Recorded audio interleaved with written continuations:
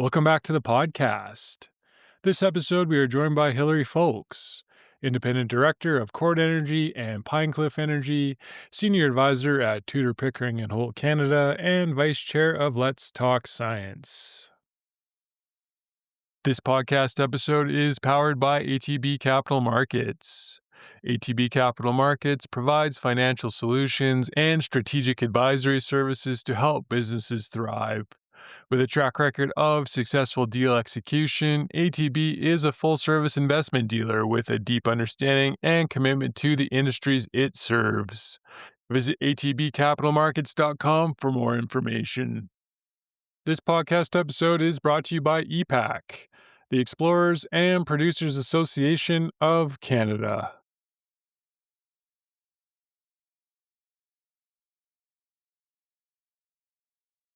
Good morning, Hilary Foulkes. Thank you very much for doing this. Again, I really appreciate your time. Well, it's nice to see you again. Thank you for asking.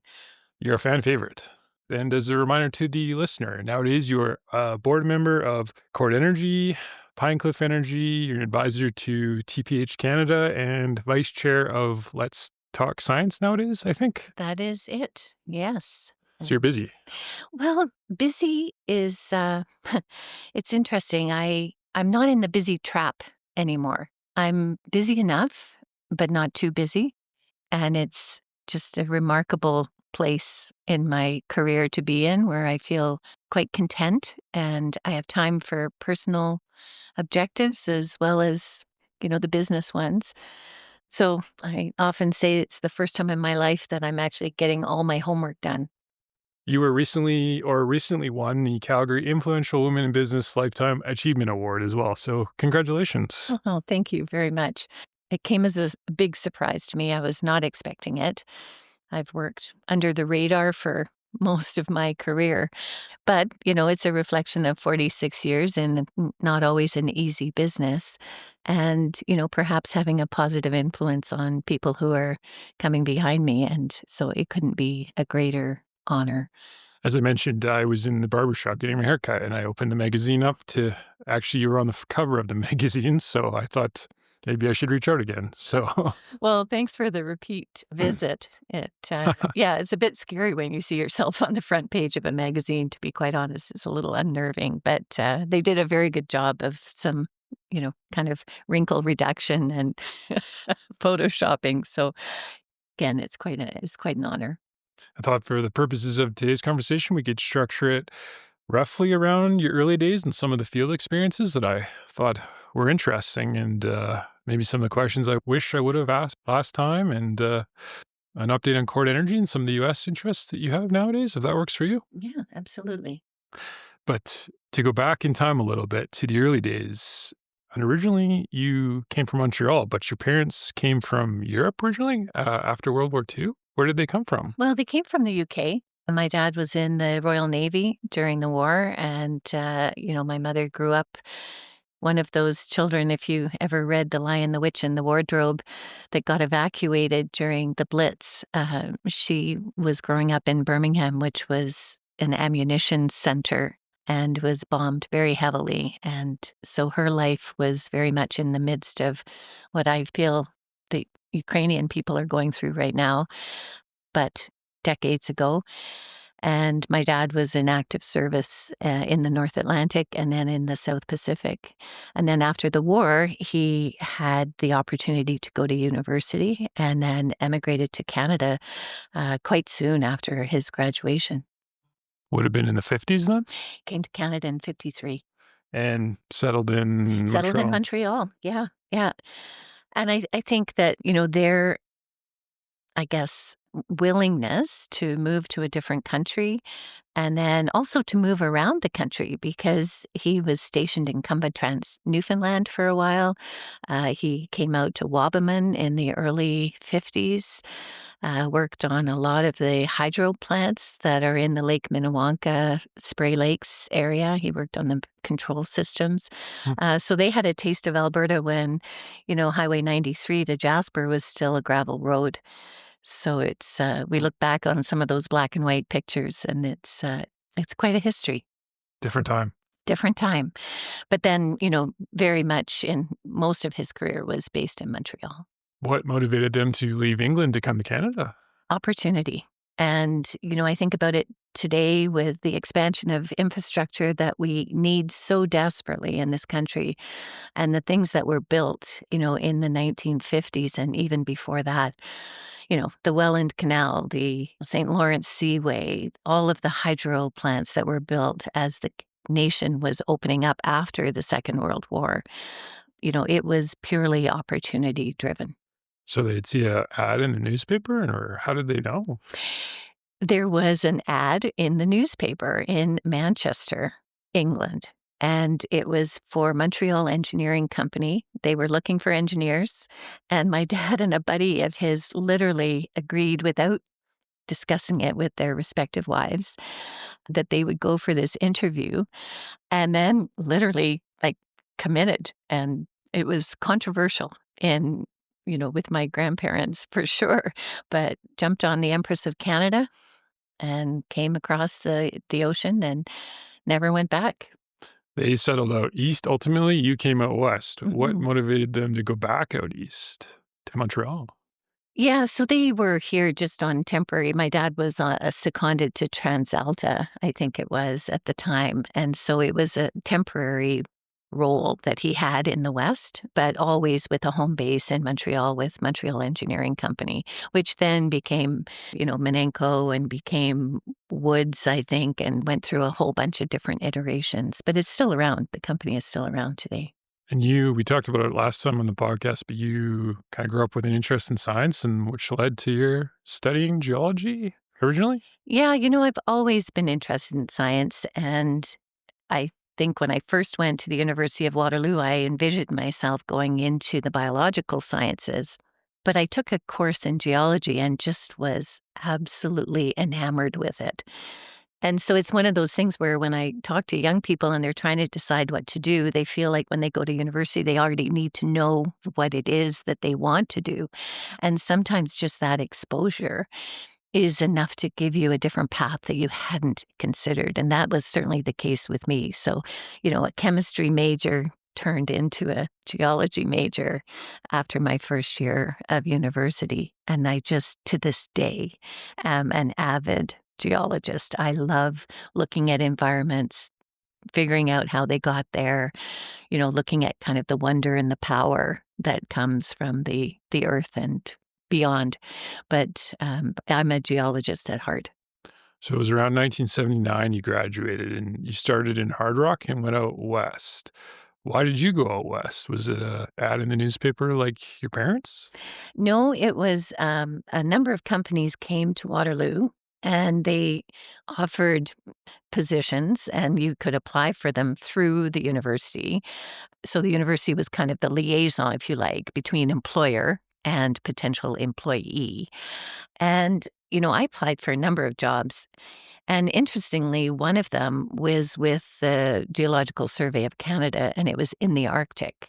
And I was offered the job, super excited about going to work in the Arctic.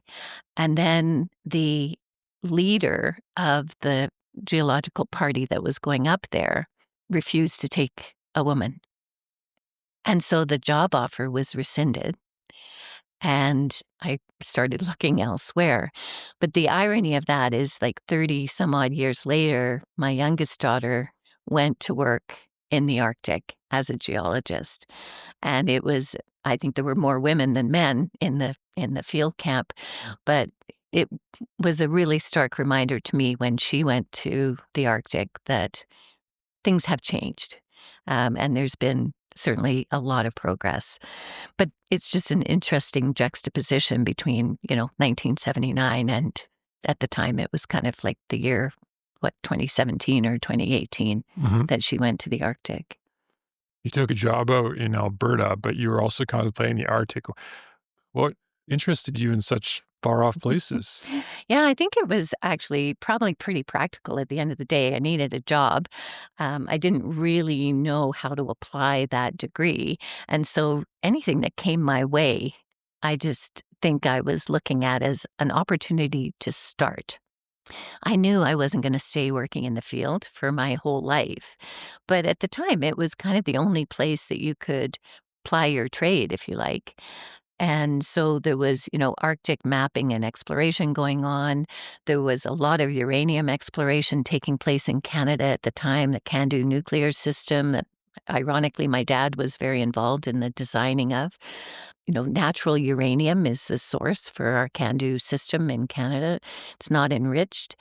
And, Gulf Canada, and it was not the one that was related to the oil and gas industry. It was a separate mining company. They were looking for people to work up in the north, doing exploration for uranium deposits.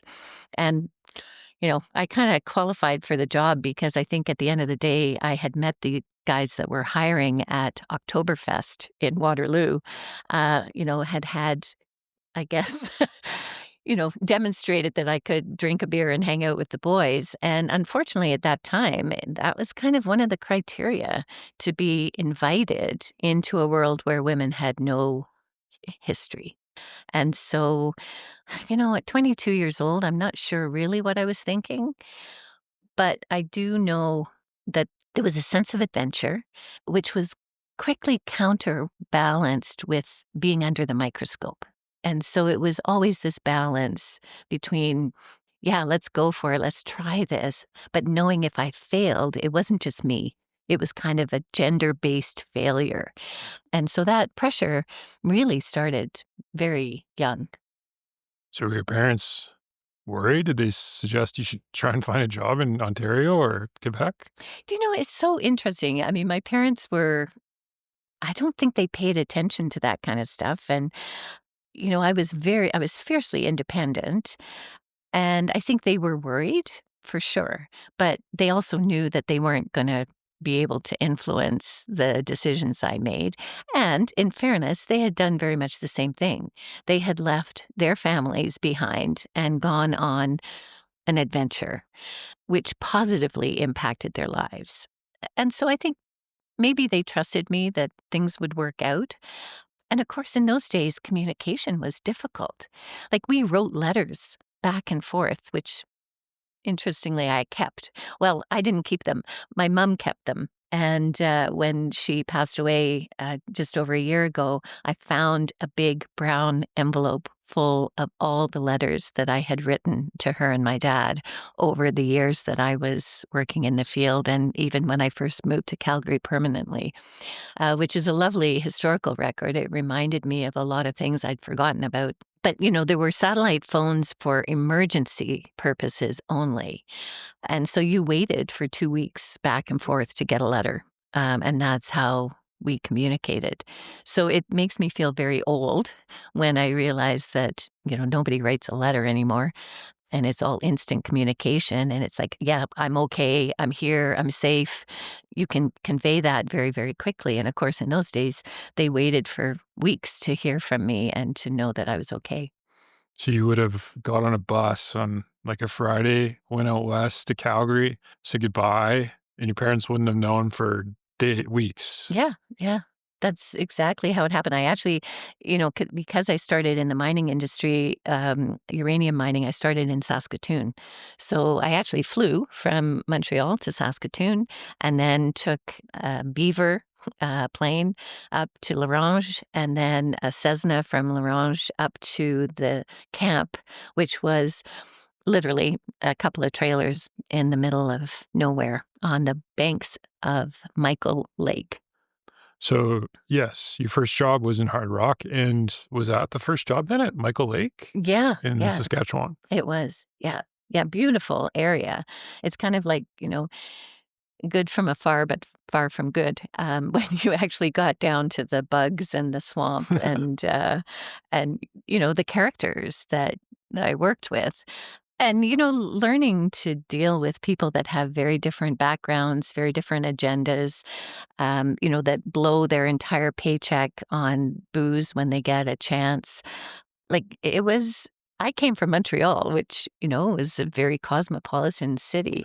I was always a good camper and good at kind of making do with things. And those skills came in very, very handy. So what were you looking for up there?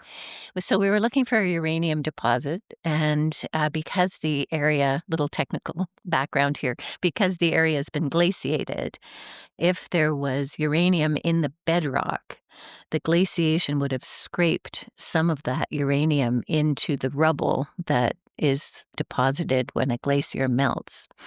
And so we were drilling through the Pleistocene or the glacial deposits to look for concentrations and map the concentration of uranium in the area to zero in on what the source would have been.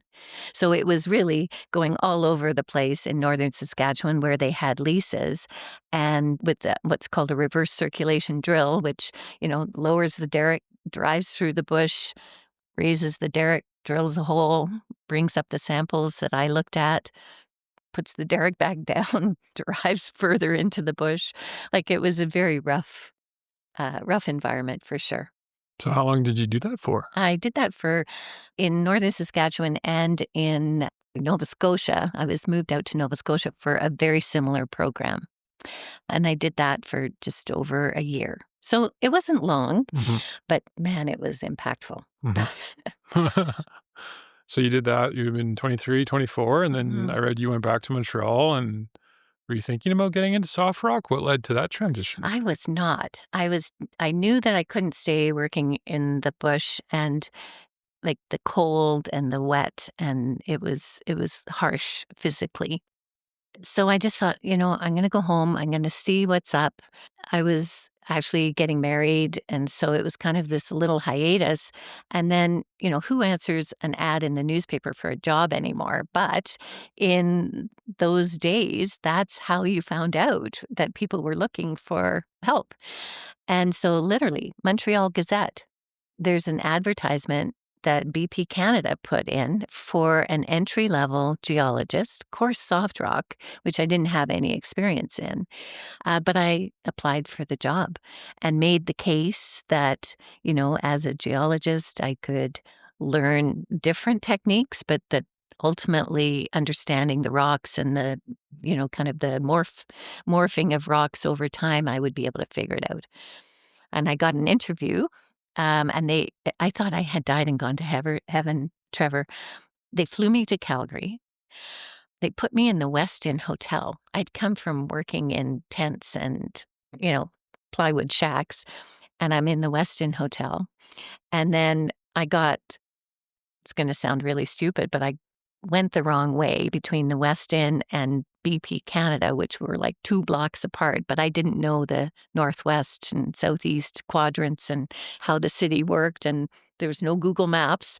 And so I was wandering a little further than I needed to in minus 36 weather, and literally had tears in my eyes as I went up the elevator for the interview because I was so cold. My hands and my feet were frozen. But it was a successful interview, and they gave me the offer, and $1,725 a month. And It's not bad. I think, given that it was so long ago, that was pretty remarkable, and I sure felt like it was. And who's the guy with one ear? The guy with Forgot to one bring ear, that up. Joe Petit. So you're up north, you met a guy in the field who'd had his ear cut off, but how did you meet that guy? So he was the water hauler. So with this reverse circulation drill, you actually use a fair amount of water to bring samples to the surface and to cool the bit. And so there was a water hauler, and he would have a truck. He would go and literally suck water out of swamps and lakes, bring the truck over, and then that water would be transferred to the rig. And he was in our camp. So our camp consisted of a cook, like a tool push, a driller, a water hauler, and myself. And so this water hauler, he was missing his ear. And so, there's like 5 of us. You ask him how he lost his ear, and it was bitten off in a barroom fight. So I'm very glad I didn't see that. I just saw the manifestation of it. But yeah, quite a character. And, he wasn't able to read. He was illiterate. So it was a great job. Like it was a very well-paying job. But yeah, tough life. It was a tough life for Joe. Bar fight within the last few months, or was it like I think it had healed over well when I was working with him. So I think it was probably years previously. But yeah, quite a character. And then at the same time, the driller was quite an interesting man. He came from Holland, and he was extremely well read. He introduced me to Canadian authors that I hadn't heard about. So you had this just amazing kind of juxtaposition. And, I was somewhere in between. at the time you realized that maybe this wasn't your future? You realized that you had to get back to the office, though? You had that on the horizon? Well, I think I wanted to do something that was a bit more civilized. And I knew a little bit about what this job in Calgary with an oil company was going to be. And so I just thought, like, again, there was no plan. There was no aspiration for anything. Hmm. There was a knowledge that you needed a job, that things were busy in Calgary. I had come out to Calgary in 1975, I think, and had gone out to Banff and worked as a server in Banff for the summer. I was quite young. I was like, I can't do the math right now, but I was quite young. And I came out to Banff. And so I had been to Calgary. I'd been out to Banff, and it was like, okay, well, got to make something of this. And I don't quite know what to do. So sign me up. And so, the job in Calgary was an exploration job. It was entry level. It was learning soft rock, but it also gave me an opportunity to go and work on the rigs. And that was an unusual thing for women in the early 80s, very early 80s, like 1980, 81, 82. And to work as a geologist on the rig is a little different than being a tool push or being a roughneck. But the environment was still a little bit different. And it took a little bit of a different way of communicating as well. But, honestly, I think some transparency and some vulnerability, like I learned so much from the drillers, from the pumpers, from the tool pushes. Like I learned so much about the mechanics of the rig, the sensitivities of it, when you were doing testing and things like that. Nowadays, of course, it's so sophisticated and we know exactly where we are in the subsurface. But in those days, we didn't. We had little gyroscopes that we would put down hole to see how straight the hole was. And you were tripping for a bit all the time because the metals that were being used were not as sophisticated as they are today. So there was a lot of downtime and there was a lot of time to ask questions. And perhaps being a bit unique out there was this opportunity to ask questions because you knew people didn't think very much of you anyway. So you could ask as many questions as you wanted. And then people are always proud of what they do. And they want to share information about what they know with you. And so for me, it was a huge advantage. This podcast episode is sponsored by Connate Water Solutions. Do you need cost-effective water sourcing options to supply your next drilling or completions program? Connate Water Solutions is a specialized hydrogeology company focused on water well drilling, testing, and water management services in Western Canada and Texas. Contact info@connatewater.com or check out connatewater.com for more details. This podcast episode is brought to you by JSG Professional Services, Canada's trusted leader in pipeline construction management and inspection resources. JSG provides competent, qualified, and verified pipeline construction management and inspection resources, supporting Canada's largest pipeline companies from initial development through final execution. Whether your project involves new pipeline construction, integrity programs, maintenance, pump stations, compressor stations, or inline inspections, JSG has consistently delivered experienced professionals to Canada's energy industry. JSG proudly supports Canada's energy infrastructure with competent, qualified, and verified pipeline construction management and inspection resources. Visit jsginc.com for more information. So despite the national energy program and 20% interest rates, you still got the sense there was opportunity in Calgary at the time? It was tough sledding. I remember I think we had saved up $20,000 to put down on our mortgage, and our mortgage payments went up. And of course, $20,000 in those days was a lot of savings. And well, it still is. But you know what? I survived that. I didn't get laid off in any of those downturns. But at the same time, we saw people where two people in the family were both in the oil industry and both lost their jobs And had 20% mortgage. and they lost their homes. So the foreclosures that we witnessed in the early 80s were tragic. And it was professionals that were losing their jobs as well. Like it was people who, before the big downturn, had excellent jobs and they were losing their homes. It was frightening. It was frightening. Do you remember when that kind of started to let up? Nobody talks about that, when it started to actually get better. Oh, Like that's interesting. 1985, 1986? Yeah.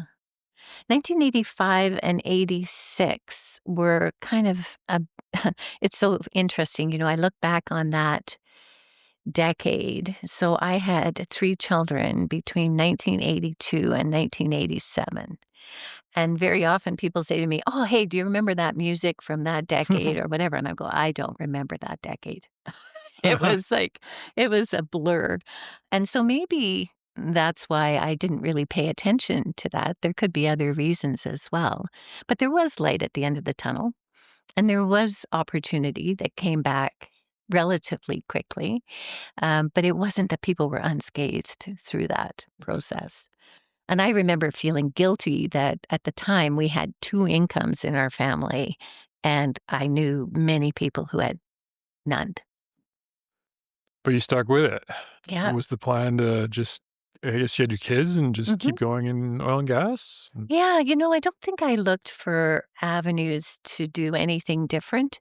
And honestly, for the first 20 years of my career, it was treading water, it was staying up to date, it was doing a good job, it was learning as much as I could. And, people think that that's actually a pretty slow pace, but it was 20 years of managing your family, managing your job, trying to stay up to date with everything that was going on, and not really aspiring to much more. Like, it was good. You were getting paid, you were doing something you liked, you were able to bring your family along with you. And it really wasn't until kind of 20 years later I realized that I didn't really like the leadership style of the people that I was working with. Like it was a long time before I started looking at leadership and trying to understand what makes a good leader and what makes maybe not such a good leader. And then at the same time, I found myself on my own with the kids and just this stark reality that I needed to be self-sufficient financially. And so that was a huge shift. So it was looking at leadership and realizing, gosh, these people are not treating folks very well. And I think they could communicate better. So starting to get a sense of who I was and what worked in terms of, getting people to work with you better. And then also just, kind of this financial self-security that became, very much a focus. So it was a catalyst for me to look at my career and say, am I going to just keep treading water here? Or is there more that I can do? Is there more that I can influence? So it was a real kind of pivotal time for me in my career. Things got better in the late '80s, early '90s, and things started to pick up in Canadian energy? Canadian Yeah, energy? yeah, for sure they did. And, you think about all the spending that was going on in the oil sands. And, at the time, there were lots of people coming over from the UK that were working on Arctic exploration. So they were bringing their offshore expertise to Canada. So there was a lot that was happening from a positive perspective. There was a lot of growth in the city. A lot of the skyscrapers today that we kind of look at were being built during that time.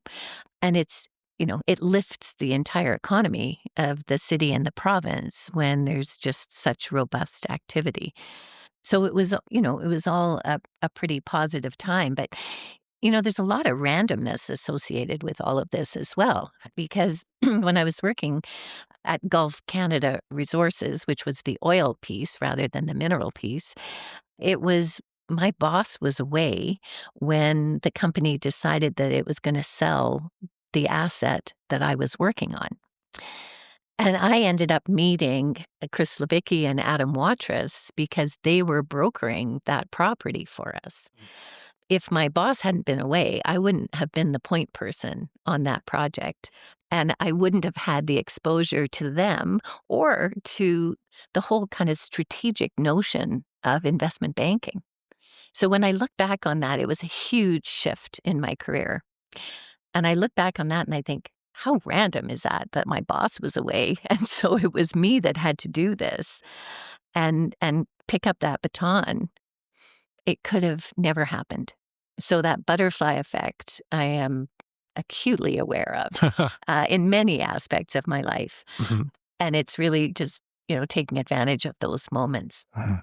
Kind of like this podcast, getting lucky on some people I've got to speak to the last few years. Yeah, that's right. I mean, a lot of it is serendipity, right? Mhm. And Yes. yeah, Did you realize some of those people you were meeting at the time were above average, like Adam Waters? I did. And, my dad and my mom both, I have to credit them with this. I mean, my dad was a very accomplished executive in the energy space, just different energy. But he was such a nice guy. He was just an ordinary person. And we had executives around our home all the time. And so I grew up just with this sense of not so much what people are, but who they are. And so, yes, I think that I knew that. I can't remember if we talked about it last time on the podcast, but what motivated you to make the transition to investment banking? I liked Chris and Adam. I really liked what they were doing. I liked the energy that they had in their organization and the quality of work that was being done. And I needed the money. So sometimes there's just very practical reasons for doing things. Yeah. And I knew that working in the investment banking world, although, the time commitments and the pressure would have been certainly higher than working as a very, very middle to low level geologist. I knew the compensation would be important. And in fact, I had an interview with somebody that was my boss there, Mike Adams, and he asked me why I wanted the job. And so I gave him the template of, I like the company, I like what they do, I like the strategy piece. And then I said to him, and at the end of the day, I think, like I need the money. And he was like, that's it. I like your candor. Um, but that was part of the decision as well. And in fact, I had delayed, the opportunity to go to Waterous and Co. for a while I made sure that my children were able to be more independent because they had to, get themselves to school in the morning. And, this was important that they be at the stage where they could cope as well as me being able to cope. So you were working long hours at that point. I was, and, it was before you could work from home. You didn't have the systems to be able to work from home. There was no, and the first thing that came across was Citrix, right? So that you could actually log in to your office from home. But when I first started in that business, no, it was getting the kids to bed and then it was going back to the office. You went back to the office. Oh, yeah, to get work done. So you would go back in the evening to get work done. Mhm. And of course, as we got better and better at working remotely, then, you could work from home. But in the early days, that was not an option. I mean, the fax machines we used to use to get logs in the middle of the night were like huge devices. They were like 2.5 by 2.5 or almost a meter by a meter. It was a big suitcase. And like the equipment that we had was archaic when you think about the way we work remotely and what we do with our phones today. I mean, this is the part that makes me feel old because, I remember the limited technology that we had. Our cell phones were I don't know. They were It probably was like a 6. brick. Yeah, it was like a huge. I can't even describe the size of them, but they were enormous. You certainly didn't fit in your pocket. And so Waterous sold, and were you planning to keep going in banking? I can't remember what you did next. Mhm. Yeah, I stayed, with Scotia. I stayed with Scotia. There were a couple of reasons. I mean, there were some, handcuffs associated with it, so there was a financial incentive to stay with the organization. But I liked the people. Adam was staying on, Chris was leaving.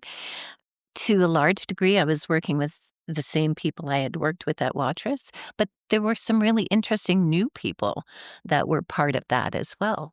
And there was a slightly broader mandate. I got to see deals being done outside of energy as well as within energy. So that was interesting. I wasn't involved with them, I was purely on the energy side. But, I was able to cross over from being a technical person in an investment banking world to being more of a finance person in an investment banking world. And so access to equity raises and financings and things like that was something. I was a geologist, right? So this was great exposure for me. And the industry had really picked up by then. There was lots of capital coming in, plenty of work. Equity raises left, right, and center, right? Like it was, yeah, it was a very busy time for the financial services world, and things have changed a lot, right, in the last few years from those days. And I did that, kind of right through until 2008. And that's when I had an opportunity to go to the combination of Kinetic Energy and PennWest, which was a huge company. And then just this massive scatter of assets from Manitoba to Northeast BC and into the territories, which was not sustainable. And so for someone that loved portfolio management and kind of marrying strategy with the assets, which I always consider like the cards that you hold in your hand, and being able to paint on that canvas was an amazing experience. So this would have been late 90s, early 2000s you were in banking then? Because Yeah, I started in banking like kind of, I think, 2000, maybe 1999, and then stayed in banking until 2008. and at the time you had Peters and Co., First Energy started, Waterous was going one in Scotia, you had Power West for a while. Yeah, there Then you were a lot of companies that I think Standard Charter was here. I think Credit Suisse was here. There was a lot of competition, plus all the yeah, main banks, right? All the big and the banks. big banks, and then Tristone came along, and Tristone was very much a part of that in the late 90s, early 2000s. there was lots of opportunity. So much opportunity. Hmm. Yeah. No shortage of deals to be done and equity to be raised. And I can't remember how many companies there were in Western Canada at the time, but I remember using kind of XI data and just kind of filtering anything, that had more than 500 barrels a day. And it was almost 2,000 companies. Which is good for running an investment bank. Hmm. Yeah. And then the credit crisis happened. Did you get a sense that things were changing? Oh, goodness. So I joined PennWest at the beginning of 2008, and they had just done the deal with Kinetic at $130 a barrel for WTI. And by December of that year, oil was at $30. And literally, when the financial crisis, I think where Bear Stearns went belly up, I was on a marketing trip. The fall of '08. And in the fall of '08, and I can't remember who we were meeting with, shareholders. And they brought out a bottle of scotch. They said, let's not even talk about what's going on. Let's, we just need a scotch. So it was dire. Hmm. Yeah. Yeah. We talked about it last time. Then you went over to the producer side for a number of years, but then you got involved with TPH. And so how did you meet those guys? Yeah. So I had, again, kind of serendipitous. I left PennWest in the fall of 2012 and, kind of contemplated retirement. I'd been in the industry 35 years at that point. And I was looking at a couple of boards, like for-profit energy industry boards. And then I got approached by Bobby Tudor and Maynard Holt. And I had met Maynard through a deal that Waterous did in conjunction with Goldman Sachs. So they co-led a deal. And so I had kind of been introduced to Maynard, but didn't know him all that well. And they were looking for someone to start up the Canadian branch of TPH. I think Ian Dundas was in on this because I think Maynard asked him, who do you think might be a good person for that? And then I think I don't think they hired a headhunter. But anyway, it kind of triangulated to me. And so they came up, they had a conversation with me. They said, this is what we want to do. We feel like we can't be a global energy advisor unless we have a Canadian presence. And, this is what we're thinking. And I mentioned to you when we were talking earlier, like Bobby Tudor is just a superb human being, as is Maynard Holt. Yes. And so the theme, I think, for me in my life has been, I have been so fortunate to find extraordinary people. And I knew these guys were something special. And so simultaneously, I'm talking to the board chair at Enerplus about a role on the Enerplus board and about starting up TPH. But I knew I didn't have the energy at that age and stage of my life to be the deal monger and the pitch doer and like that crazy hours and commitment associated with investment banking.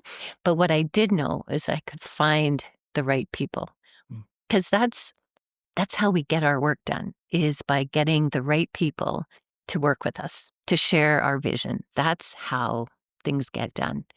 And it was 2 years. So I started TPH up officially in 2014, but it was 2 years before I had kind of kissed so many frogs to try and find the right people with the right mentality and the right culture and the right skills and the right brand to start TPH up.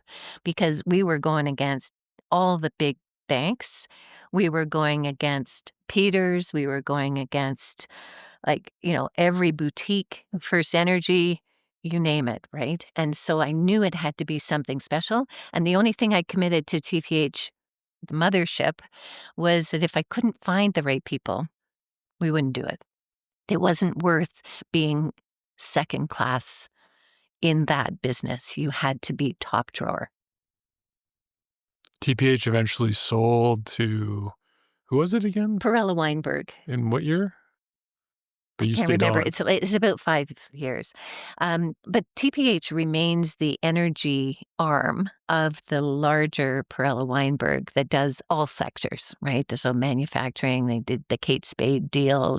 They do some really cool stuff that's outside of energy. But the TPH brand is still the energy arm of Perella Weinberg. And so, still have got Denver and Houston and Calgary energy hubs. The sector has changed since those years with less capital going around, which makes it harder for investment banks, but TPH Canada's still here?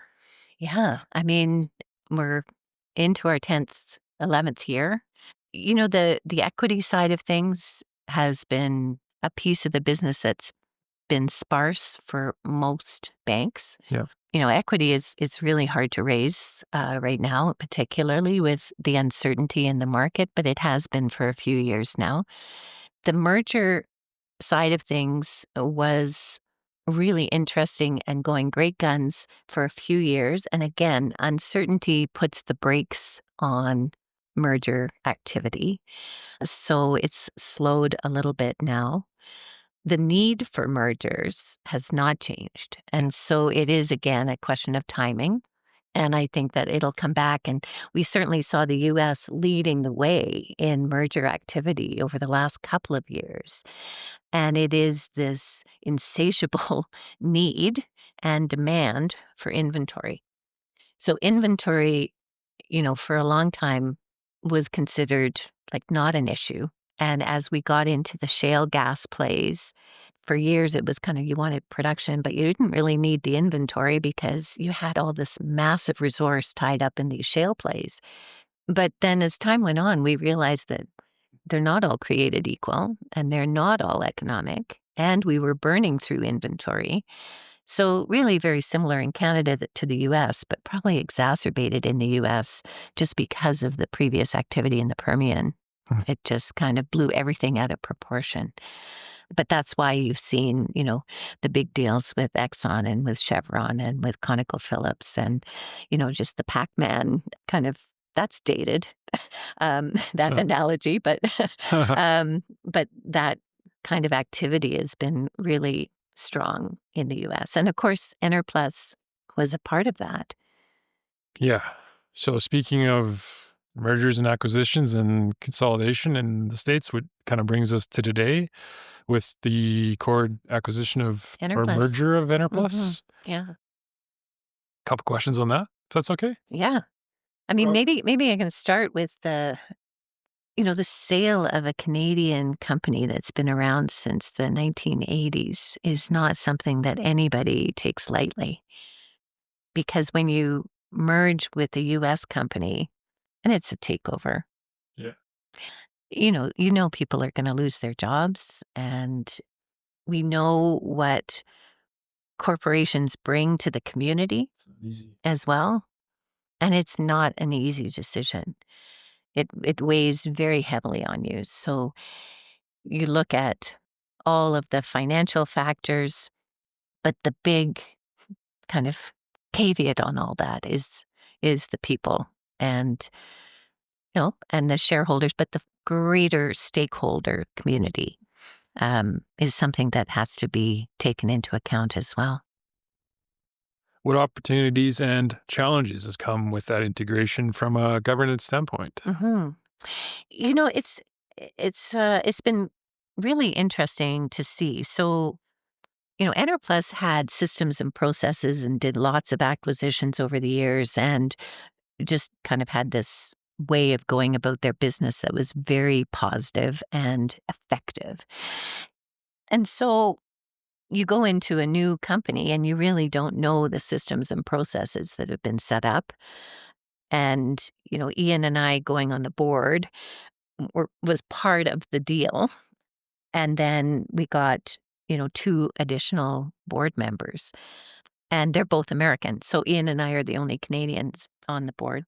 But Chord had already done some major acquisitions. They had come out of bankruptcy as Oasis a few years ago.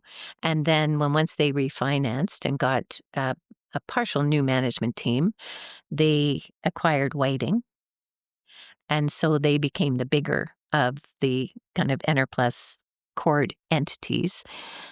So they had gone through some of the processes associated with integration and had a lot of lessons learned.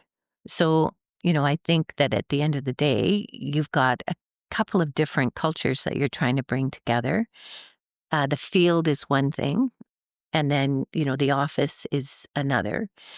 And I would say there's not a lot of people who worked in the office in either Denver or Calgary who ended up going to Chord. You're being asked to move to Houston, uproot your family, different political environment. Um, so it's hard for people to leave their homes and go to a new place. But the field integration, I think, has gone extremely well. And there were a lot of fantastic leaders in the field for Enerplus that have been able to bring some great efficiencies and technologies to the table that have helped make a better, bigger company. This episode is brought to you by Astro Oilfield Rentals. Planning your next drilling or completion site, Astro has your remote communications and accommodations needs covered. With over 25 years of experience serving Western Canada, Astro continues to expand, innovate, and deliver the best value for your investment. Astro offers a full range of communication solutions, including cell towers, radios, and internet services. Astro's lineup features well site trailers, sleepers, full gym units, medic centers, and custom built command centers, helping you stay connected and comfortable in even the most remote locations. Visit astrorentals.ca for virtual tours and more information. This episode is brought to you by the Global Energy Show Canada. With new federal leadership and increasing global pressure, Global Energy Show Canada comes at a defining moment for the energy sector. Happening June 10th to 12th in Calgary, this year's event features 5 halls of exhibition, 2 world-class conferences, and a powerful theme titled Canada's Energy Mandate through 2030. Peter Mansbridge, one of Canada's most respected voices, will lead conversations with Alberta Premier Danielle Smith and executives from Cenovus, Shell, Petronas, and more, driving discussions on investment, Indigenous-led projects, and energy exports. Global Energy Show Canada is where the future of Canadian energy takes shape. Register now at globalenergyshow.com/register. In today's market, what does Chord need to do in order to maximize capital discipline and shareholder returns?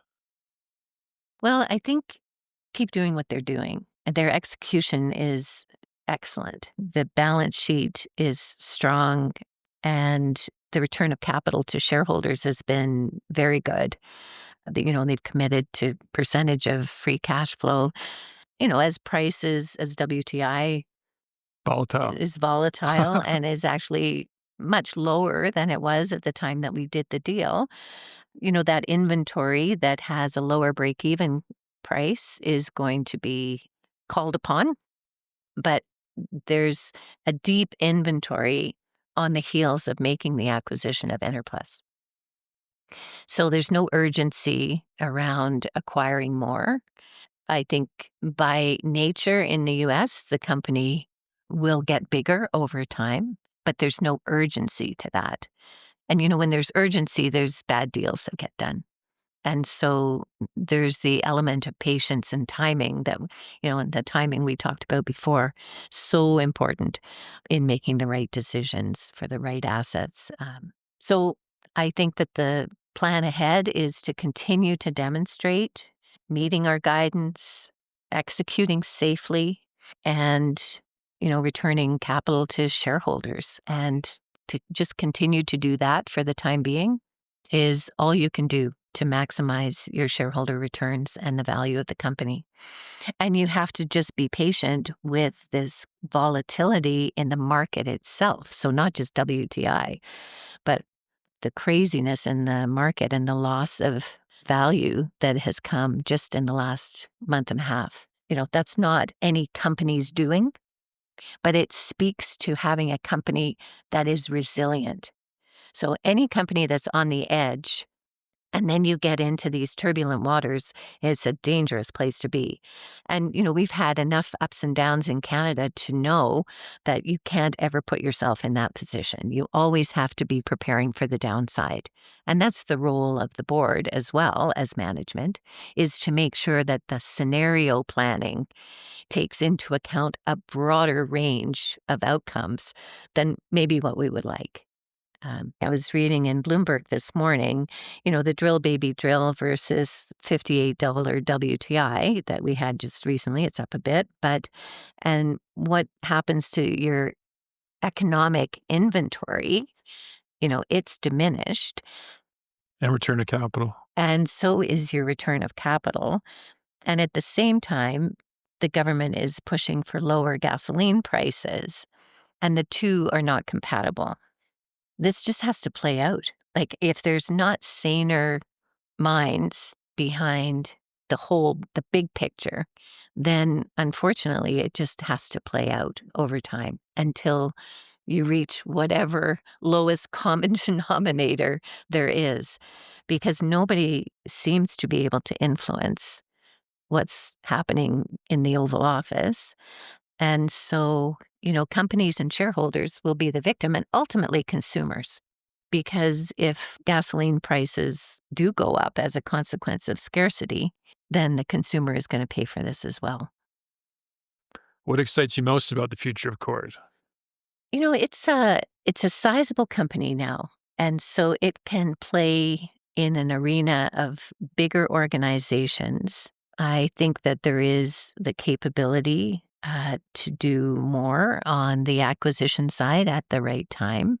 I think that the systems and processes and the organization are built for sustainability.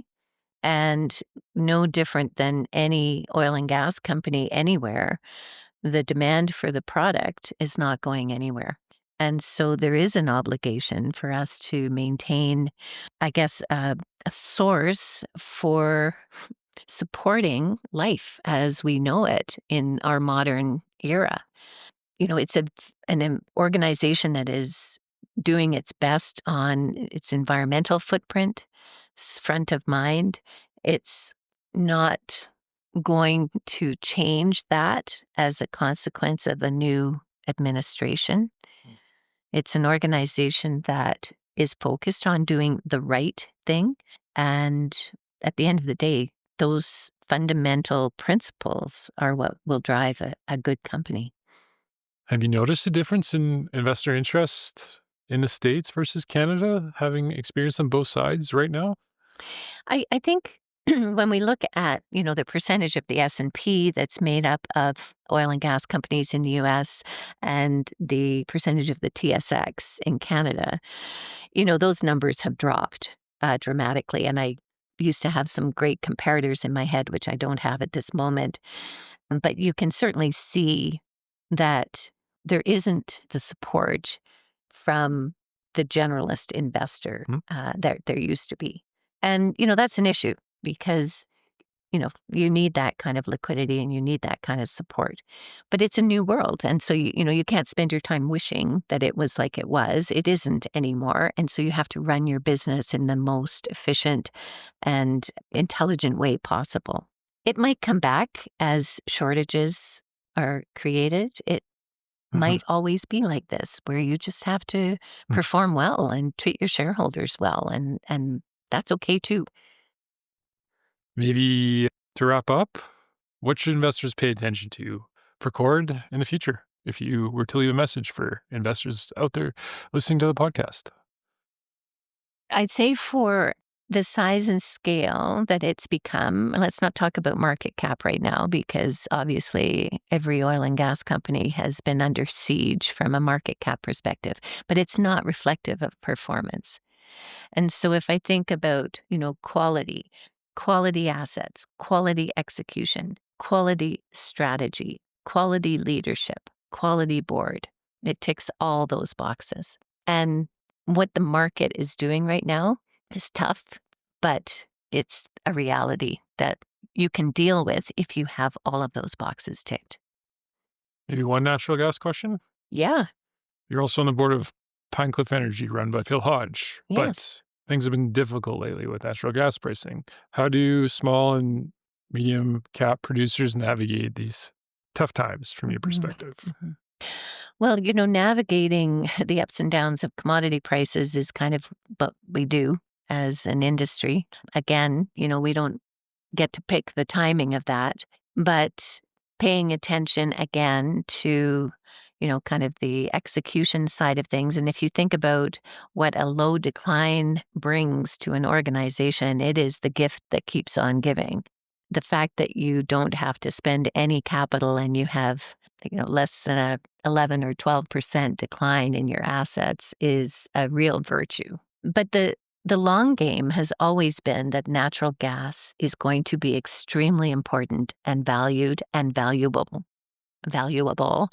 in the future.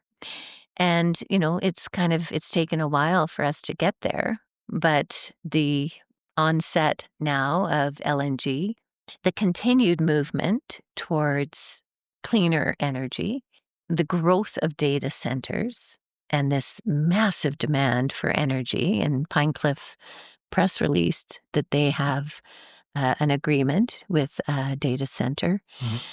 These are the things that we've always believed would come to bear. It's taken longer. And so I think if there was a lesson anywhere for any company is you can have a solid strategy, but don't necessarily expect it to manifest itself in maybe the time frame that you anticipate. It's likely to be longer. And so for Pinecliff, it's the same story. Low decline assets. We've diversified a little bit into some liquids, a very strong acquisition. Keeping the balance sheet in check is job number one. And knowing that there's quite literally light at the end of the tunnel in terms of pricing. When you're giving gas away at 69 cents, how ridiculous is that? You look at what gas is being sold for in Europe, and the arbitrage even between, what we're selling into the US and then what the US is selling it off at, it's shameful. And so I think as we look at made in Canada solutions, this is all very positive news for natural gas producers. I really appreciate your time today. Thank you. I really appreciate the conversation and the interest. And yeah, 46 years, Trevor.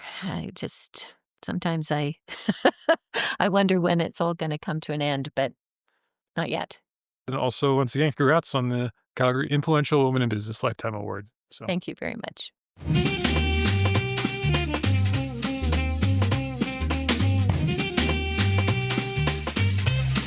Hello, listeners out there. Thanks for checking out the podcast. Hopefully the episode provided some insights. If you enjoyed the show, check out trose.ca where more episodes are yet to come. Until next time, happy coffee drinking.